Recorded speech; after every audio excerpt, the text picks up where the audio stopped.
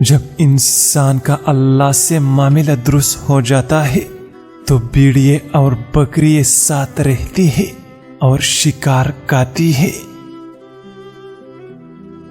اللہ سے محبت یہ ہے کہ وہ جس حال میں بھی رکھے بندہ خوشی خوشی دل سے قبول کر لے اور اللہ کا شکر ادا کرے۔ تکلف کے زیادہ دل میں نفرت کو اپنی طرف بلاتی ہے۔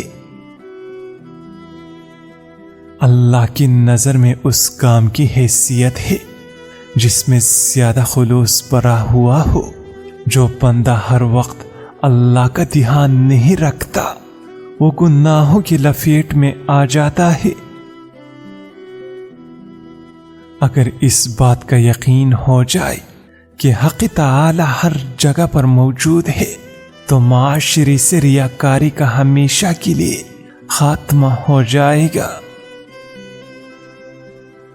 تصورات سے قلب کی پیاس بجھتی ہے، فکری آتش سوز پیدا کرتی ہے اور طلب مطلوب تک پہنچانے کا ذریعہ واحد ہے۔ اللہ کی دوست کو مال و دولت اور شان و شوکت سے کوئی سروکار نہیں ہوتا۔ جب کوئی اللہ کا بن جاتا ہے تو دنیا اس کی دل سے رفع ہو جاتی ہے۔ جس طرح رئیس کو محل میں آرام ملتا ہے اور کٹیا میں بھی سکون ہوتا ہے، اسی طرح فقیر کو کٹیا میں سکون اور آرام آتا ہے اور محل میں بھی سکون ہوتی ہے۔ ناکامی و نامرادی اپنی ہی اعمال و افعال سے جنم لیتی ہے۔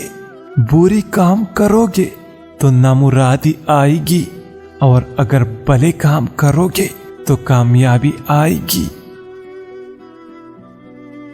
نہار منہ ادرک کا چھوٹا سا دانہ منہ میں ڈال کر جوس لیا کرو، 100 سال تک بدن میں کمزوری محسوس نہیں ہوگی۔